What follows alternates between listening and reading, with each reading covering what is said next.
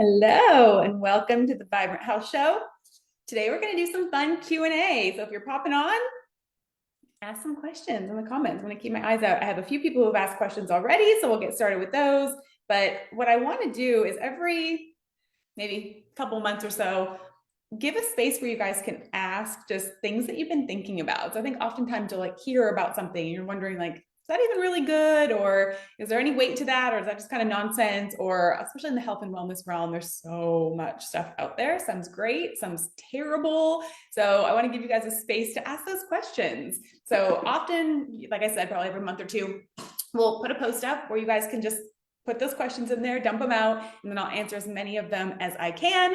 And then if you catch me live and you jump on, feel free to ask questions in the comments as well. Or if you're in the replay, throw them in the comments too. And that way I can use them for one of our next sessions. So I always like answering questions. It's interesting to see what things people are thinking about, what things they're concerned about. Because when I pick my own topics, I'm always kind of picking the things I think you guys want to know, but I'm going to give you space to tell me more things that you want to learn about. So drop in as you get on, say hi to me, and then ask any questions that you have as we look through here. So let's get started. I'm going to pull up my list of questions that you guys submitted beforehand. Some of them actually are so good that I think they're going to require an entire episode. So I'm taking notes on some of these too, but I'll hit as many as I can. So the first one, and this is actually two different people kind of asked a similar question about this. The first question was, this lady had just been diagnosed with an overactive thyroid, so hyperthyroid. And she said she didn't really get a whole lot of explanation about what that meant. And then a second person was asking about hyperthyroid versus hypo, Hashimoto's versus Graves. Like when you have thyroid antibodies, how do you know what type it is or what autoimmune piece it is? So in general, I think that like hyperthyroid, Graves' disease, those are going to be separate shows on their own. But let me just kind of explain the difference a little bit, because I know it's really confusing when it comes to thyroid stuff. And a lot of you guys are here for thyroid information, and there's lots of different potential diagnoses or conditions when it comes to that. So let's go through that briefly, just so everyone's on the same page. So the most typical thyroid problem is hypothyroid, right? Underactive thyroid function. Now, what can be confusing to a lot of people is what your thyroid is doing is the reverse of what your TSH is. So typically in traditional medicine, TSH is the number one value they're going to check for your thyroid. If you go back and watch my thyroid videos, you know I'm not a big fan of that being the only thing they're checking, but for a lot of you that is, right? Or maybe they've checked one or two other hormones, but primarily your doctor's going to talk to you about your TSH value. Now it's important to remember it's a reverse relationship. So when your thyroid is working less, when you have hypo or underactive thyroid, your TSH goes up. So a high TSH means a low functioning thyroid, and vice versa. If your TSH is low, that means you have an overactive thyroid. It's making too much hormone. So the difference between hypothyroid, your TSH would be elevated, and hyperthyroid, your TSH would be suppressed. It would be lower. So just knowing that in general, there's some different reasons for each, and we'll talk about that a little bit as well. But then there's also different types of causes of hypo and hyper. Let's go back to hypo, since that is the most common that most of you here will be experiencing. Hypo or underactive thyroid, which means your TSH was elevated. The number one cause of that is typically an autoimmune condition called Hashimoto's. So Hashimoto's most of the time, now there's always these little intricate details and exceptions to the rule, but most of the time Hashimoto's goes with underactive thyroid. Hypothyroid, they'll diagnose that as the autoimmune condition Hashimoto's. How you know if you have Hashimoto's or not is by testing your thyroid antibodies, specifically your TPO and your anti-thyroid antibodies. Those are the ones that will tell you, do you have traditional hypothyroid or do you have Hashimoto's, which is the autoimmune version of hypothyroid? Now, a lot of people, unfortunately, still have never had their antibodies tested. So you might be on a thyroid medication, or you might have been told you have hypothyroid, and you actually still don't know if it's the autoimmune version. And that's incredibly important to understand, because the autoimmune version is going to require you to treat this differently, right? That what you want to do about that situation is very different. If it's simply an underactive thyroid, or if you actually have an autoimmune process, that's important information to know. So step one, if you've been diagnosed with underactive or hypothyroid, especially if you're on a thyroid medication, look back or ask to have your thyroid antibodies checked. You need to know if it's Hashimoto's or if it's just simple hypothyroid. Now, the same thing is true with hyperthyroid. So if you have an overactive thyroid and it's making too much thyroid hormone, that it can also be linked to another type of autoimmune called Graves' disease. Again, typically, if you have an overactive hyperthyroid and positive thyroid antibodies, they're going to call that Graves' disease, versus underactive with positive thyroid antibodies, they'll typically call that Hashimoto's, right? That's kind of the cut and dry of those two situations. So for both situations, if you've been diagnosed with hypo or hyperthyroid, it's really important to know if there's an autoimmune piece of the puzzle. That's so, so important. And unfortunately, until very recently, most doctors were not checking thyroid antibodies. And for a lot of you probably still have to ask for them to check. It's not something they do routinely, but it makes a huge difference. With that conversation, I've decided I'm definitely going to do an entire episode about autoimmune, not just for the thyroid, but different autoimmune conditions in general, what causes them, what you do about them, and why it makes your case so different if you do have an autoimmune issue versus just a hormone production issue. So that itself will take an entire episode, but I do think there's a lot of confusion between all four of those, right? Hypo, hyper, Hashimoto's, and Graves' disease. So hopefully at just kind of a surface level, that cleared some things up for you. And then the other part of that question was, how do you know what autoimmune issue it is if you have thyroid antibodies? Typically, medically, they're going to diagnose it based on level of thyroid function, and then which antibodies are positive or negative to determine if it's Hashimoto's versus Graves' disease. So hopefully that cleared a few things up. Let me go back if you have questions. Again, this is an Ask Me Anything episode. So if you're jumping on and you have questions, feel free to throw those in the comments. I'm going to keep checking back. Ooh, this is a good one. Some of yours are like spicy questions, which is great. So I'm going to give you my very honest opinion on some of these. It might offend some people, and that's okay. So the question is, will metformin help with weight loss? And is it safe for short-term in a non-diabetic patient?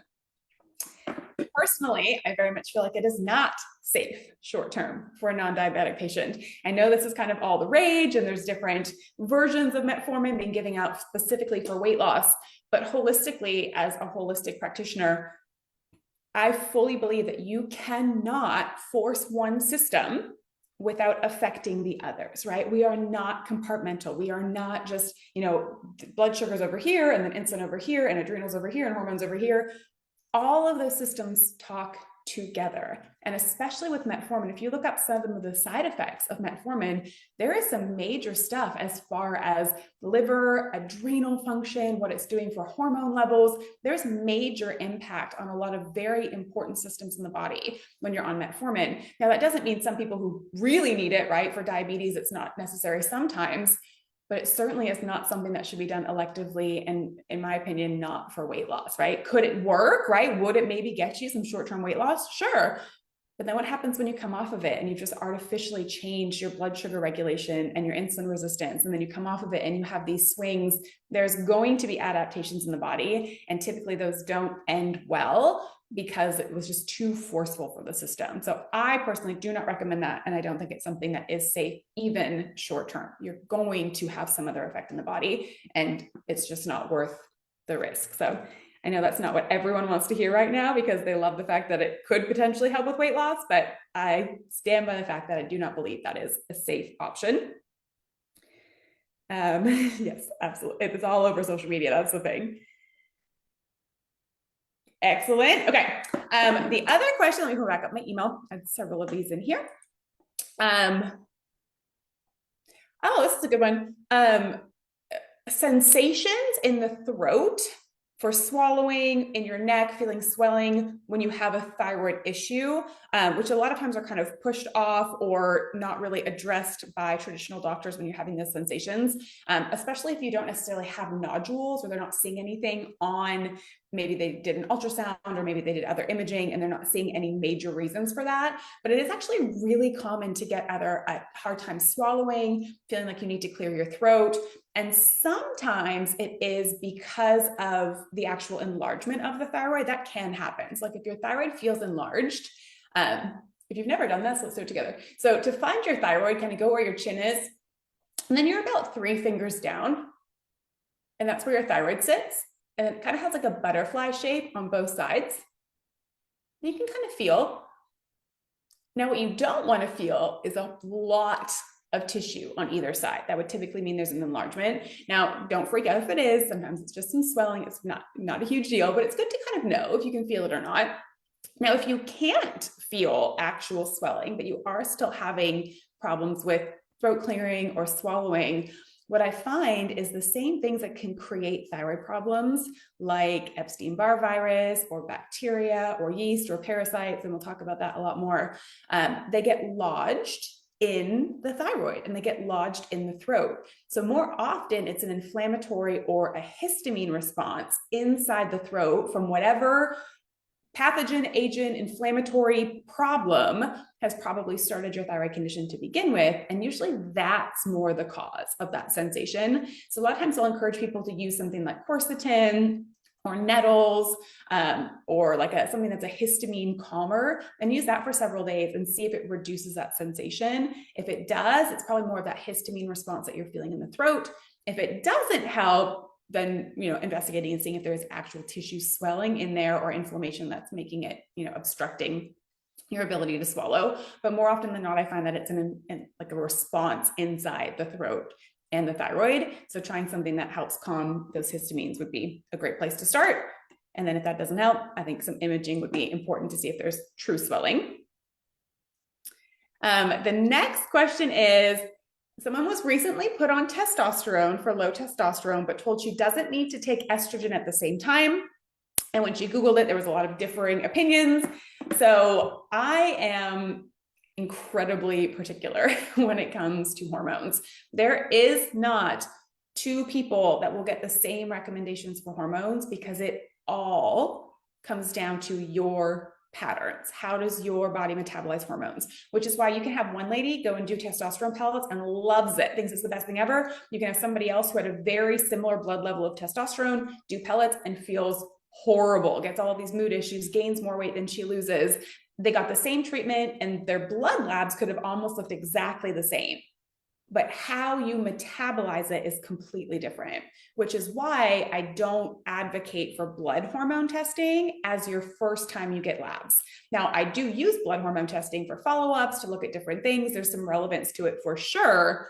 But the first time before you start any hormone therapy, even natural hormone therapy, even bioidenticals, in fact, even before you use herbs that can stimulate hormone production, I always suggest getting a hormone mapping.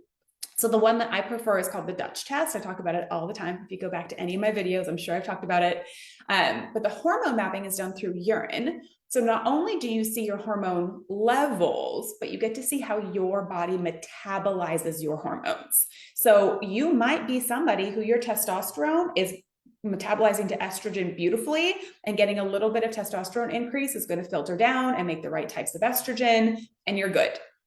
You also might be the person whose metabolism from testosterone to estrogen is not working effectively, or possibly you tend to make more of the inflammatory, dangerous estrogens that are linked to things like endometriosis and cancer and abnormal cell growth. And unless you see your pathways, you really don't know what that's going to look like. So scientifically, yes, testosterone converts to estrogen. That's a true statement. But how you metabolize that estrogen is more important, which makes some hormone therapy safe for one person, but not safe for somebody else. So especially before starting hormone therapy of any kind, I really encourage getting a Dutch test, which is the urine hormone mapping. It also looks at your adrenal patterns, and it's going to make sure you're making the safest decisions for your hormones, because it is certainly not the same across the board. So I'll jump up, if you haven't done a Dutch test yet or you're interested in one, all November long, we have our Healthy November sales going on. So we have a sale on the Dutch test right now. And also the price of the test is going to include your test review appointment with one of my doctors. So you're getting not only the test, but also your follow-up appointment to review those labs together. And we're doing it at $50 off for the entire month of November. So I'll drop that link in the comments if anyone's interested. And then if you just go right here inside the thyroid and hormones group, if you're in the group right now, or if you search, if you're looking at these videos on YouTube and search hormone testing, Dutch test, and my name, I have 15 videos about why I prefer that testing. So feel free to educate yourself further and decide if that's the right choice for you. But when it comes to hormones, you are always going to hear me say, there is no one size fits all. And I can't really give you accurate advice just from a couple of symptoms, because I have no idea what your pathways look like. And that's the first place anybody should start when it comes to hormones, for sure. Good question. I'm taking supplements, but my D is still low. My magnesium is low. All of my hormones are low. Yes. Girl, this happens so much. Oh my gosh. I feel like I say, if you are deficient in everything, why are you deficient in everything, right? I know that's the question you're asking, but the answer isn't, oh, your D is low, here, take some D. Oh, your magnesium is low, here, take some magnesium. Oh, your progesterone is low, take some progesterone. If you are deficient, especially after supplementation, the most important question you can ask is, what is draining all of these nutrients? There is something that is not allowing your body to build nutrition. And I talk often about the phases of healing. One of the things I've become very well known for is the strategy behind the program we take patients through. It's not, oh, look, your blood labs are deficient, let's give you a bunch of supplements, or this level is low, let me give you something to bring it up. It's finding true root cause and then making sure you're walking through the phases in the right order. So you're not just treating symptoms or trying to artificially move a number, you're actually figuring out what caused this. When there are major deficiencies, 90% of the time, there's an underlying infection. So if you haven't investigated something like Epstein-Barr virus, a chronic Epstein-Barr virus, bacterial or yeast infections in the gut, sometimes it's parasites, sometimes it could be mold or Lyme or something like that. But constant deficiencies, especially when your hormones are also tanked, something has been eating this stuff up. And most of the time we find that it's an underlying infection. So I would suggest starting there. Most common places to start is doing a comprehensive stool sample, seeing if there's infections in the gut. That's the most common place. But also by testing a stool sample, you're going to get to see how your digestion and absorption is. Is it truly an absorption issue? Is there something wrong in the gut? Or is it something that's blocking your body from being able to do that? And doing a stool sample is a great place to start. But yeah, especially if you've been taking supplements and they're not building, there's always a reason, right? So find the reason first, and then you get to take a whole lot less stuff and get better results if we're taking away what's blocking the healing process first, instead of trying to just throw a bunch of supplements at a number, right? That's the biggest difference between true holistic healthcare and trying just to use supplements in place of a medication, is it's never just about moving a number. It's about finding the cause and allowing your body to heal and balance from there. So I would say look at infections first and see if there's anything that pops up there. We're talking about some Epsom salt baths. You guys can have those conversations. Yeah, same thing though. So if you have a major magnesium deficiency, magnesium is used for so many different functions. There is a function or a process in your body that is continually eating up that magnesium. And especially if you've been taking magnesium, it's not because you're low on intake. You're not properly absorbing or maintaining those levels. Good questions. Okay. And then I had a question. What are the best supplements for Epstein-Barr and adrenal issues? My favorite topics. Epstein-Barr, I love talking about Epstein-Barr. I have helped hundreds of women overcome chronic Epstein-Barr infection because this was my root cause. One of the things that created my hormone imbalance and my eczema and my migraine headaches and all the issues I had for so long for me ended up being a chronic Epstein-Barr virus. So I've spent the last 10 years becoming an Epstein-Barr expert and really figuring out how to help people with this piece of the puzzle because it's so important and so often missed in a healing journey. So I have actually created my own Epstein-Barr virus bundle. I'll put that link in the chat as well.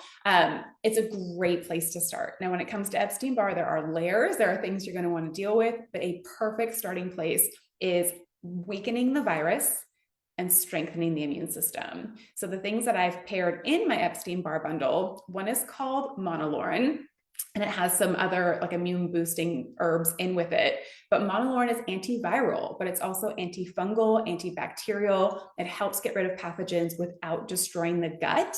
So it's one of my favorite agents to help with Epstein-Barr, at least in that first step of dealing with Epstein-Barr, because it helps reduce your viral load.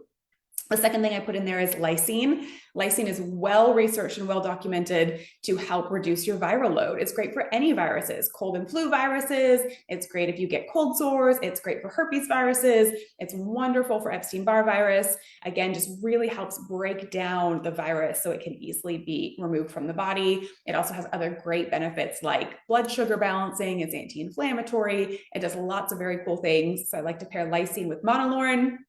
And then the third thing in the Epstein-Barr bundle is my immune support, making sure as we're killing stuff off, we're also supporting the immune function so we're not wearing out our immune system.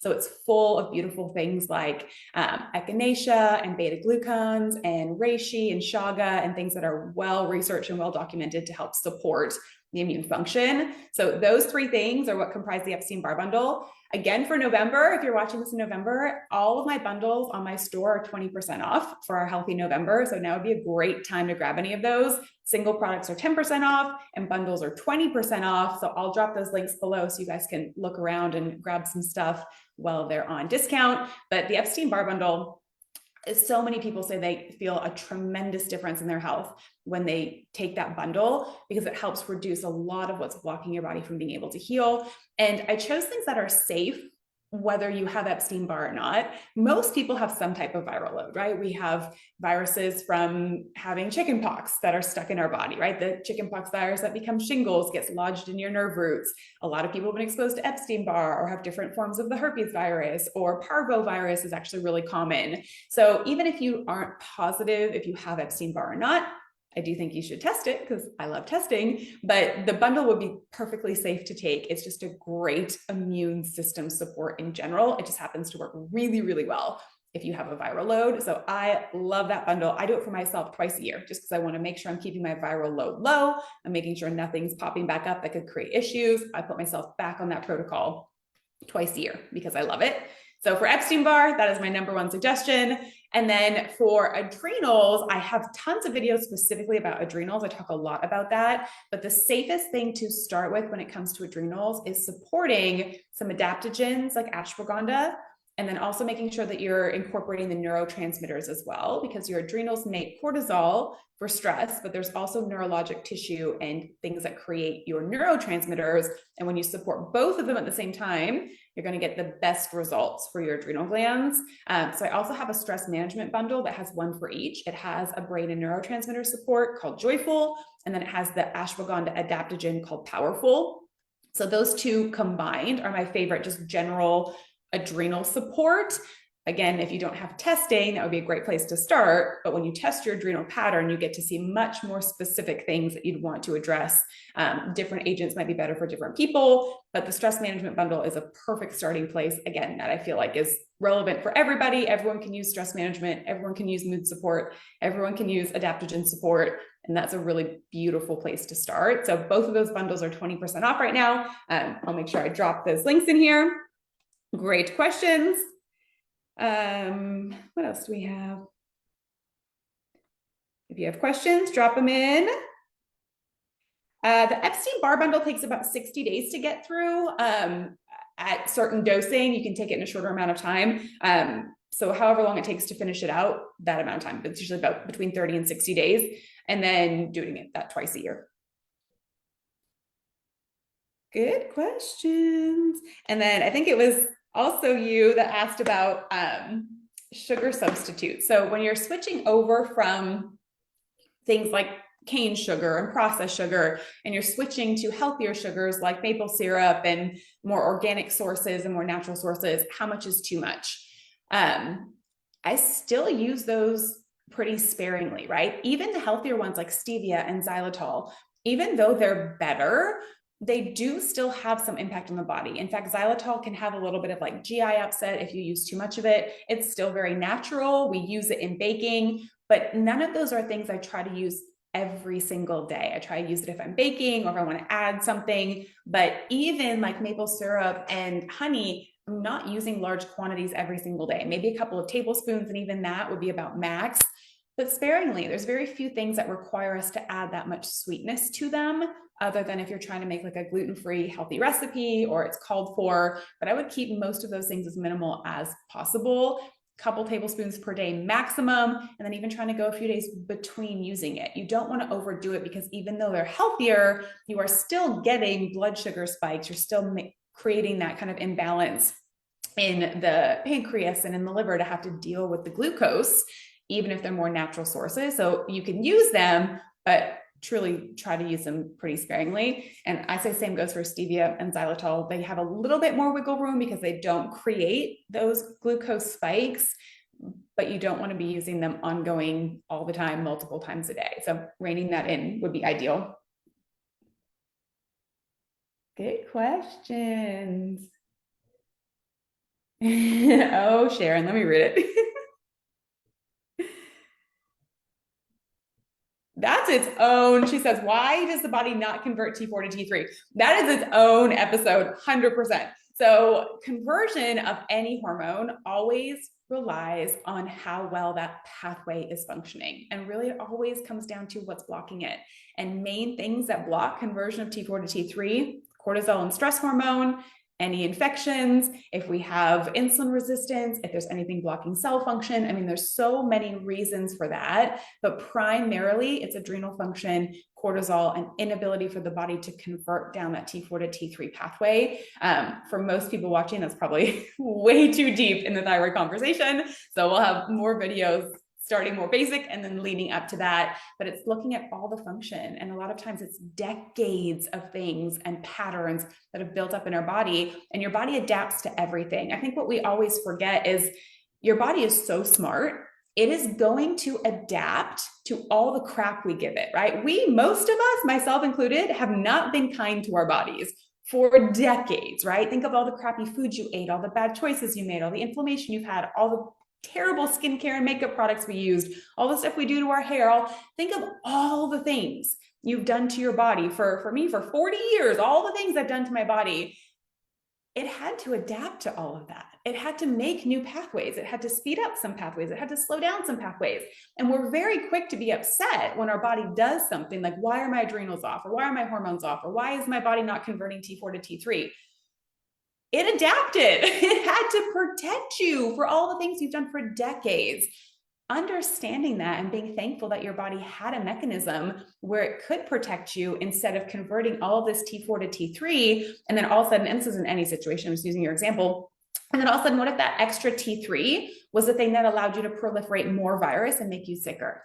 Maybe your body's doing this exactly on purpose because it's what needed to happen, because there's healing that's left to be done. So for all of us, I think a beautiful lesson to end today is be freaking thankful for the things that your body did do to protect you from a lot of the choices we put on ourselves, right? And then it's a journey to find each little piece of the puzzle at a time. What thing can I remove? What thing can I heal? I've been doing this a very long time, and I'm still uncovering layers for myself. There is no time that we just arrive at perfect health, ta-da, everything's great, I never have to work on it. That's unrealistic. Now it gets easier, it gets simpler. It's not always such a battle, but you also just start to kind of appreciate when I see different things pop up or something new I have to work on. It's just a cool thing to realize, hey, look at what my body's doing, and then asking, why is it doing this? And if we start asking why and uncover those reasons, the journey becomes a whole lot less stressful. It's just an investigation, and it's helping unwind the layers and decades of stress and inflammation and toxins and trauma and junk, right, that we've layered on top of ourselves And now we're slowly unwinding. So any deficiency, any pathway that's not working, anything that's adapted, that's sped up or slowed down, there is always a reason, and just continue to look for those reasons, and they kind of uncover themselves step by step. So be thankful that your body did it. Honor that we have put our bodies through a lot and they're still here and they're still working, maybe not exactly the way we want them to in this moment, but that it's an investigation. So remind yourself of that and be gentle with your current state and your current body and your current health, because it's had to go through a lot for a very long time. I think that's true for everybody. So congratulations on making it this far, right? If you're listening to this video, it means you have an interest in getting healthier and continuing to find more things and learning more things about your body.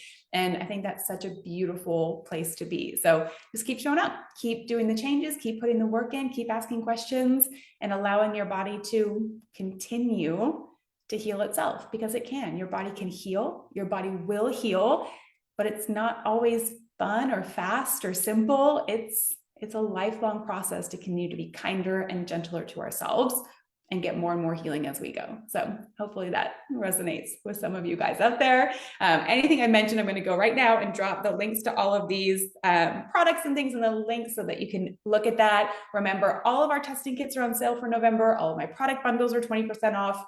All of the single supplements are 10% off. So lots of huge discounts through Healthy November. I'll put all of those links below. So if you're looking at getting a Dutch test or a stool sample or food allergy testing, all of those kits are on sale for the month of November. I'll drop all that below. Thank you guys so much for being here. Feel free to post more questions below if you're jumping on and watching the replay, and we'll do some more Q&A sessions every couple of months. But thank you guys for being here.